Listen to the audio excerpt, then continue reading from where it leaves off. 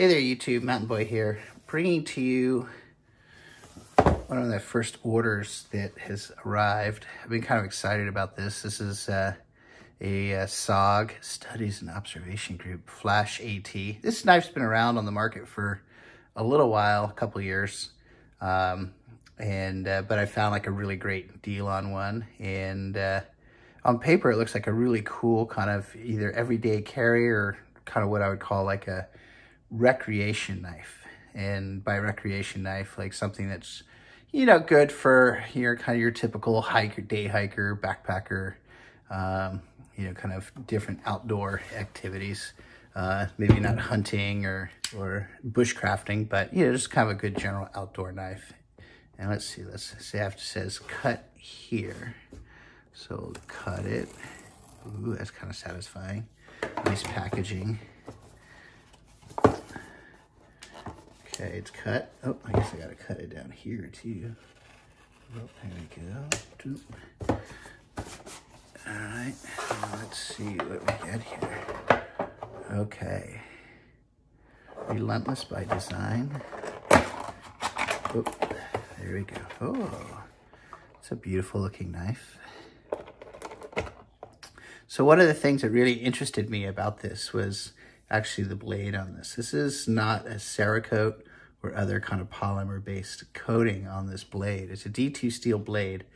And so one of the concerns with D2 is that over time it'll rust. And the idea was, you know, to go more towards the stainless, like the CVN 30s and, you know, kind of all those ranges. And this is kind of going in a different direction. This is using a nitride coating, and you know, a very similar coating that you see like on a lot of firearms, and is really kind of an interesting way to treat metal. Rather than being a coating on top, it's actually a treatment for the outer layer of the metal, which results in a hardening of the metal and also creates kind of a rust-proof layer. So here's my other knife that has it. This is an automatic. This is a really old knife, 2004 SIG-Tac. And with that, you can kind of see it looks a little bit like the finish on my SIG 226, if you know what that is. This really almost kind of looks like a very heavy nitride layer in comparison. You know, like with this one, you can kind of see the metal through it a little bit more. So it'll be interesting to see, you know, with doing things like batoning or, you know, or if you're doing any wood carving, is this going to be kind of susceptible to getting kind of scratched up that, you know, kind of mars the way that the blade might look long term. And I'll kind of show you an example with my Hogue, and you can see here where I've used in the field, and this is a Cerakote on it, and you can see where doing activities wears through that Cerakote. This is an EX02, and I forget the blade steel on this. I'll look it up and put it in the notes later, but so looking at the knife, it's assisted opening. You have very strong assist, good size handle, right? I mean, I've got kind of medium sized hands, and you can see where that's kind of coming out on either side. Well contoured, you know, kind of a polymer material, decent traction, good jimping. Oh, really good jimping. Like not too sharp and not too blunt. So this has kind of a lockout on it. You can see kind of the safety red here showing it's ready to fire. I imagine it only locks when, so you don't want it opening in your pocket. You know, you can feel it when you're using it in hand. It's not too bad in terms of protuberance. I don't know. This has the same idea. I think they could just do it kind of flush like that.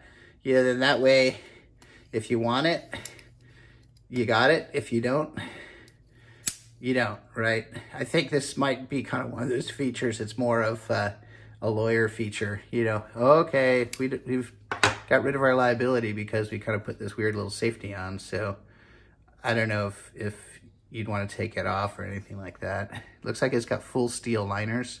It's a fairly heavy knife. It's 4.49 ounces. And as a comparison, here's my Benchmade Casbah fully automatic knife, you know, but similar, kind of, you know, tension springs and locks and all that. And this weighs in at 3.5 ounces. So this is like a full ounce lighter than this. And you also kind of use it as kind of a comparison, you know, kind of, this has a slightly shorter blade length, a little bit more kind of belly to it. This is S30V, really good. See, I almost kind of prefer this. It's got much better traction in the polymer. And I think where that's kind of important, you know, especially with like an outdoor knife, like a recreational knife, is this traction isn't just traction for your hand, it's traction for your pocket, so that it doesn't get like scooped, you know, like you're hiking and a branch catches your pocket and it'll just scoop out your pocket knife like crazy. Like I've literally had my Benchmade 940 come sliding out of my pocket a number of times just because it gets snagged. With this and that heavy traction, it doesn't. And that's why I even put this little keeper loop on it. So if I've got gloves, I can just kind of snag it with my thumb and pull it out. But this, I think this is kind of design-wise meant to be a bit more of an EDC.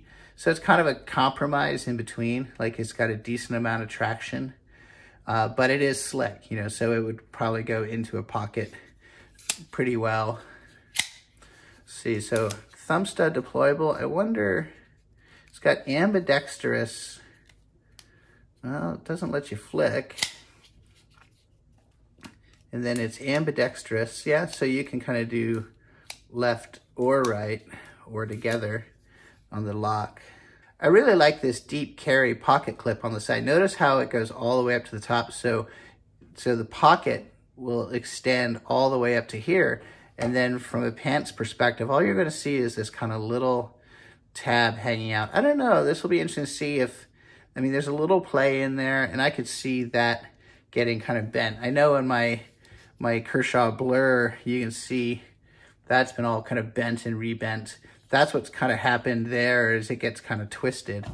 Benchmade does a similar idea on the Casbah. They don't mount it quite so high, but it seems like it's a little bit more, just a touch more robust.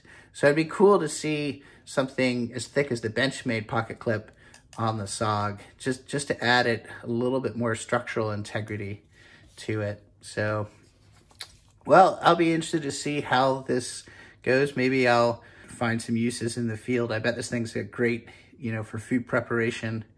And I don't want to bore you with cutting cardboard and pieces of paracord, but yeah, I'll see if I can kind of figure something out that, you know, really kind of taxes it, see how it feels in the hand.